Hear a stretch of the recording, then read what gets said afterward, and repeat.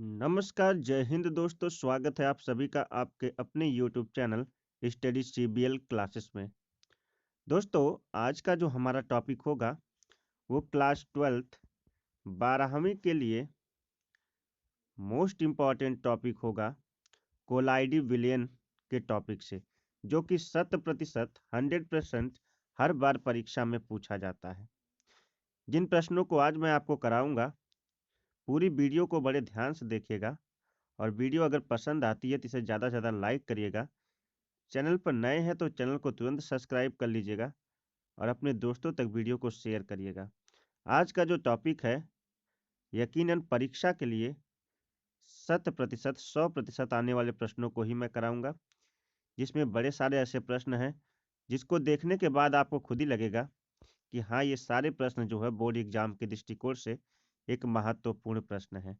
हो सकता है ये वीडियो 2 सीरीज में खत्म हो, लेकिन पहले हम पढ़ेंगे जिस टॉपिक से बोर्ड में हर साल प्रश्न पूछता है, वह है कोलाइडी विलयन का शोधन, प्यूरिफिकेशन ऑफ कोलाइड्स, यानी कोलाइडी विलयन का शोधन। कह रहा कि जब विभिन्न विधियों द्वारा कोलाइडी विलयनों को बनाया जाता है तो उन कोलाइडी विलयनों में कोलाइडी कणों के साथ साथ कुछ वास्तविक विलयन के कण या विद्युत अपघट्य के कण अशुद्धि के रूप में उपस्थित होते हैं। मतलब वास्तविक विलयन और विद्युत अपघट्य के विलयन अशुद्धि के रूप में क्या होते हैं, कोलाइडी विलयन के साथ साथ रहते हैं। इस अशुद्धि को दूर करने के लिए कोलाइडी विलयनों का शोधन करना पड़ता है।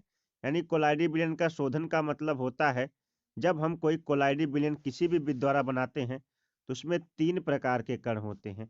एक तो खुद कोलाइडी विलयन होता है, दूसरा जो है वास्तविक विलयन होता है, और तीसरा जो है विद्युत अपघटनीय विलयन होता है। यानी विद्युत अपघट्य विलयन होता है, वास्तविक विलयन होता है, कोलाइडी विलयन।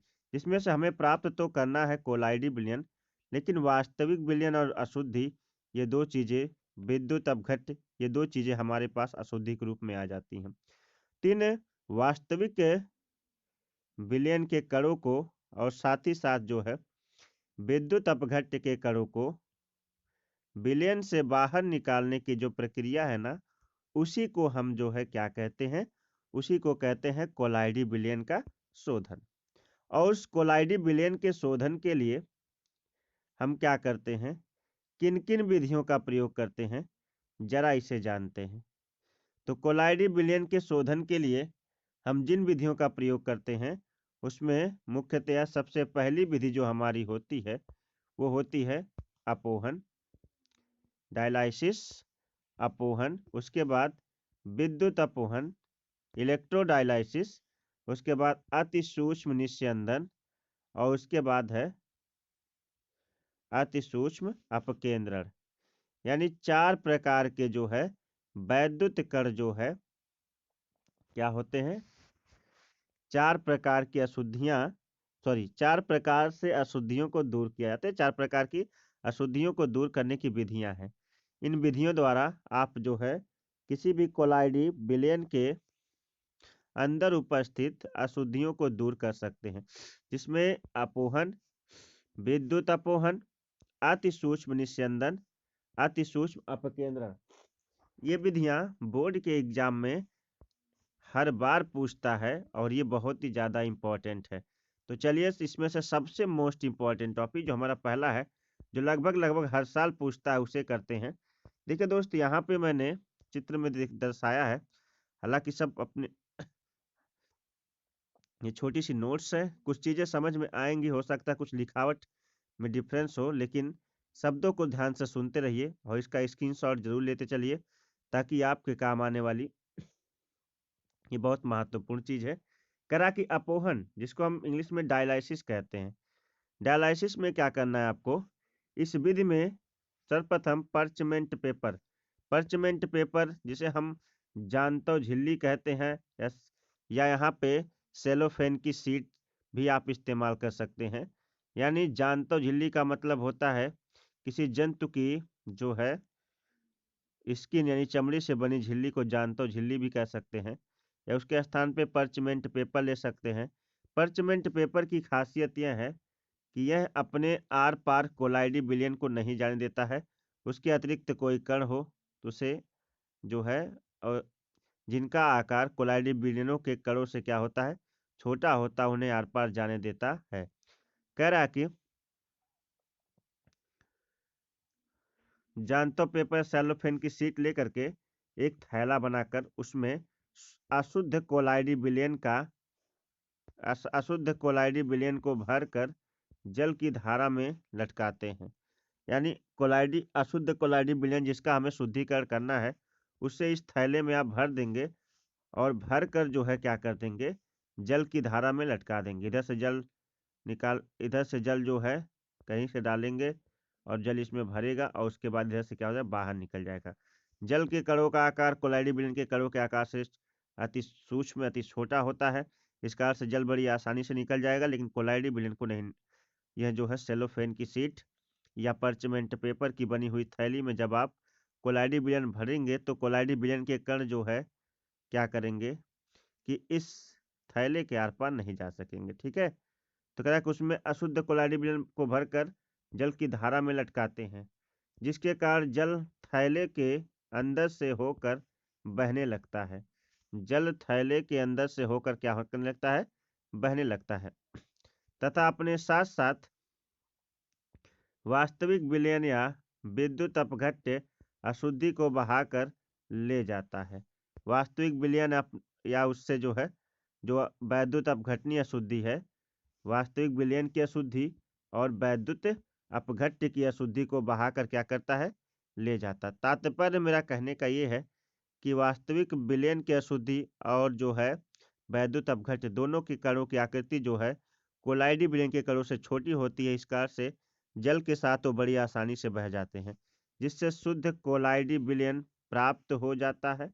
इससे शुद्ध कोलाइडी विलयन क्या हो जाता है, प्राप्त हो जाता है। इस प्रक्रम में प्रयोग किए गए उपकरण को अपोहक कहते हैं। ये जो उपकरण आपको दिख रहा है, इसी को हम कहेंगे अपोहक। क्या कहेंगे, अपोहक। और कह रहा कि यह बहुत मंद क्रिया होती है, इसमें कुछ घंटे या कुछ दिन भी लग जाते हैं।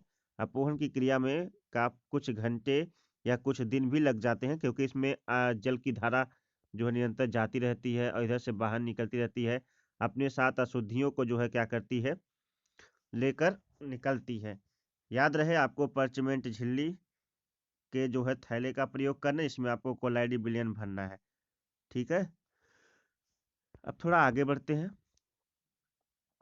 कह रहा है कि FeOH का थाई को सॉल्व में HCl की अशुद्धि होती है, इसे अपवहन विधि द्वारा अलग किया जा सकता है।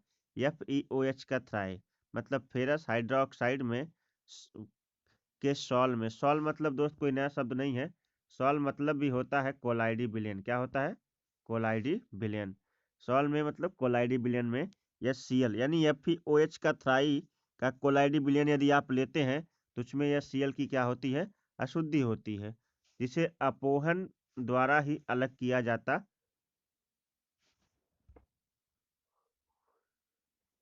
अपोहन द्वारा ही जिसे क्या किया जाता है, अलग किया जाता है। अब अपोहन की विधि यहाँ पे समाप्त होती है। उम्मीद करता हूँ अपोहन आपको बहुत बेहतर समझ में आया होगा। अब जो दूसरी विधि है, ये वही चीज है, चित्र तो बिल्कुल वैसा ही है, लेकिन एक यहाँ पे शब्द बदल चुका है। इसका नाम है विद्युत अपोहन, जिसको हम इलेक्ट्रोडायलाइसिस कहते हैं। विद्युत अपोहन, इलेक्ट्रोडायलाइसिस। जाहिर सी बात है उसमें किसी प्रकार के यंत्र या उपकरण का प्रयोग नहीं किया गया था, लेकिन इसमें हमारा माध्यम विद्युत होगा, तो ये काफी उससे तेज प्रक्रिया है। कह रहा कि अपोहन का वेग बहुत कम होता है। मैंने कहा था ना, उसके कारण कुछ घंटे कुछ दिन भी लग सकते हैं, जिसके कारण अपोहन में बहुत अधिक समय लग जाता है। तो कुछ दिन कुछ घंटे भी लग सकते हैं ना, कई घंटे कई दिन लग सकते हैं। अतः पर्चमेंट पेपर एक थैले में ऐसे ही सेम वही है, पर्चमेंट पेपर के एक थैले में कोलाइडी विलयन को भरकर जल में लटकाया जाता है। क्या किया जाता है, जल में लटकाया जाता है। और जल में लटकाया जाता है तथा जल में एनोड और कैथोड, यहाँ पे लिखा है एनोड और कैथोड। देखिए ये दो प्लेटें हैं, ये प्लेट प्लस की है, ये एनोड प्लेट है, और ये प्लेट जो है माइनस की है, कैथोड प्लेट है। ठीक है ना, तो एनोड और कैथोड दो प्लेट लगाकर वैद्युत क्षेत्र उत्पन्न किया जाता है। वैद्युत क्षेत्र क्या किया जाता है? उत्पन्न किया जाता है, जिसके कारण कारण कोलाइडी में उपस्थित धनायनों की अशुद्धियां कैथोड एवं ऋणायनों की, जिसके कारण कुछ बता रहा है कि जिसके कारण कोलाइडी में उपस्थित धनायनों की जो अशुद्धियां हैं, धनायन होंगे तो कैथोड पे चली जाती हैं और ऋणायनों की अशुद्धियां जो है एनोड की ओर तेजी से आकर्षित होती हैं तथा परचमेंट पेपर के थैले से बाहर निकल जाती हैं, जिसके कारण बहुत कम समय लगता है और बहुत कम समय में ही कोलाइडी विलयन का शोधन हो जाता है। मतलब जो आप प्रयोग कर रहे थे या जो आप उपयोग में ला रहे थे अपोहन विधि, उसमें कई घंटे कई दिन भी लग सकते हैं। इस कारण से उसकी गति को बढ़ाने के लिए हमने जो है इलेक्ट्रोडायलिसिस विद्युत अपोहन का प्रयोग किया। और इस विद्युत अपोहन में क्या किया हमने कि अपोहक यंत्र में हमने वैद्युत जोड़ दिया। अब वैद्युत जोड़ने से जो अशुद्धियां थी वो जो शुद्ध जो है सॉल यानी कोलाइडी विलयन था वो कैथोड पे चला गया और अशुद्धियां जो है एनोड पर आ गई। नोट, कुछ नोट में विशेष है जो इसको पढ़िएगा। इस विधि द्वारा alcohol, glucose, sucrose, alcohol, glucose और सुक्रोज के कोलाइडी विलयन की अशुद्धियों को अलग नहीं किया जा सकता। क्यों? क्योंकि ये अपने आयनों में अपघटित नहीं होते हैं। तो अपोहन विधि ही उसके लिए परफेक्ट है। देखिए दोस्त, एक तो बता रहा है कि आपको लेना है ग्लूकोज, जैसे आप C6H12O6 कहते हैं। दूसरा आपको कह रहा है सुक्रोज, वो भी होता है C12H22O11, ठीक है। और जैसे भी ग्लूकोज के जो प्रोडक्ट हैं, कहने का मतलब ऐसे प्रोडक्ट जिनका वैद्युत अपघटन नहीं होता, जो अपने आयनों में नहीं टूटते हैं। अगर आयन में टूटेंगे नहीं तो प्लस माइनस देंगे नहीं, और अगर प्लस माइनस देंगे नहीं तो वैद्युत अपोहन में ऐसे कोलाइडी विलयनों की अशुद्धियां हम दूर नहीं कर सकते, क्योंकि वैद्युत अपोहन में कोलाइडी विलयनों के कणों की अशुद्धियों को दूर करने के लिए उनका आयनों में टूटना अति आवश्यक होता है। और अगर ये आयनों में नहीं टूटेंगे तो इनके लिए यानी जो वैद्युत जो वैद्युत अपघटनी है उनके लिए ही जो है हम जो है क्या करते हैं कि वैद्युत अपोहन की विधि का प्रयोग कर सकते हैं। जो वैद्युत अपघटनी नहीं है उनके लिए नहीं कर सकते। ठीक है दोस्त, इस बात को समझिएगा। नोट नंबर 2 में करा कि अपोहन का प्रयोग कृत्रिम किडनी मशीन द्वारा रक्त शोधन में किया जाता है, जिसे हम डायलाइसिस कहते हैं। डायलाइसिस तो आपने चिकित्सा विज्ञान में कई बार जो है सुना होगा। तो डायलिसिस ऐसी प्रक्रिया है जिसमें क्या किया जाता है, अपने डायलिसिस को कृत्रिम किडनी फंक्शन भी कहते हैं, जिसमें हम हमारी किडनियां जो हैं कुछ हद तक काम करने की दर को कम कर देती हैं, जिसमें कृत्रिम किडनी का प्रयोग किया जाता है रक्त को शुद्ध करने के लिए। तो यही प्रक्रिया जो है अपोहन की ही प्रक्रिया उसमें क्या की जाती है, इस्तेमाल की जाती है। चलिए दोस्त, ये तीसरी विधि है जिसमें हमें पढ़ना है अति सूक्ष्म निस्यंदन। निस्यंदन मतलब छिद्र होता है। जरा इसे जानते हैं कि जब क्या होता है। कहा कि जब किसी अशुद्ध कोलाइडी विलयन को साधारण फिल्टर पेपर से छानते हैं तो वास्तविक विलयन को की अशुद्धि भी साथ साथ जो है कोलाइडी कणों के फिल्टर पेपर में आ जाती है। मतलब अगर आपके पास कोई कोलाइडी विलयन है, उसको आप छानते हो किससे? साधारण फिल्टर पेपर। साधारण फिल्टर पेपर कुछ ऐसा फिल्टर पेपर है, अगर आप इससे छानने का प्रयास करते हो किसी भी कोलाइडी विलयन को, तो कह रहा है कि छानते हैं तो वास्तविक विलयन की अशुद्धि भी साथ साथ क्या हो जाती है, कोलाइडी के आर पार निकल जाती है। मतलब आप इस पे गिरा रहे हो कोलाइडी विलयन और इसके साथ साथ जो है अशुद्धियां भी क्या हो जाती हैं, आर पार छन जाती हैं, है ना। यानी कोलाइडी विलयन के साथ साथ चली जाती है, अर्थात कहने का मतलब एक हमारा विलयन तो शुद्ध होता ही नहीं है। तो इसके लिए हमें कुछ विधि बताई गई है। उस विधि को यदि हम करते हैं तो ये जो हमारा साधारण फिल्टर पेपर है ना, ये सिंपल फिल्टर पेपर, ये हमारा जो है बन जाएगा कोलाइडी फिल्टर पेपर, और ये आराम से जो है कोलाइडी विलयनों को छान सकेगा। जरा देख लेते हैं वो क्या है वो कौन सी प्रक्रिया है जिसमें कि एक साधारण फिल्टर पेपर को हम कोलाइडी फिल्टर पेपर बना सकते हैं। तो चलिए समझते हैं। सर्वप्रथम साधारण फिल्टर पेपर को करा कि कोलियोडॉन के जिलेटिनी विलयन में डुबाकर जो है इसके छिद्र को हम क्या कर देते हैं, लचीला, छोटे और लचीले बना लेते हैं। डुबाकर छिद्र को छोटे और लचीले बना देते हैं। मतलब एक गोंद जैसा पदार्थ होता है करा कि कोलियोडॉन या कोलिडियन जिलेटिनी, जो गोंद जैसा पदार्थ होता है, जब इसमें आप फिल्टर पेपर को जो है क्या करते हैं, डुबाते हैं या फिल्टर पेपर ऊपर इसे डुबाते हैं तो इनके छिद्रों में क्या हो जाता है, काफी स्पेस गोंद घेर लेता है। ठीक है ना। अब क्या करते हैं, इस फिल्टर पेपर को HO SCHO यानी फॉर्मेल्डिहाइड में डुबाते हैं। इसका छिद्र जो होते हैं ना, वो बहुत ही कड़े हो जाते हैं। कैसे जाते हैं, कड़े हो जाते हैं।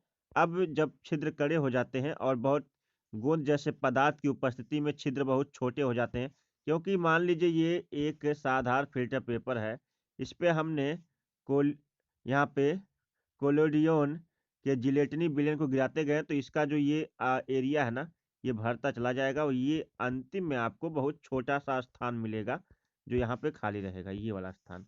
और अगर खाली छोटा सा स्थान है तो ऐसे आकार में आ जाएगा जिससे आप क्या कर सकते हैं, आसानी से कोलाइडी विलयन को छान सकते हैं।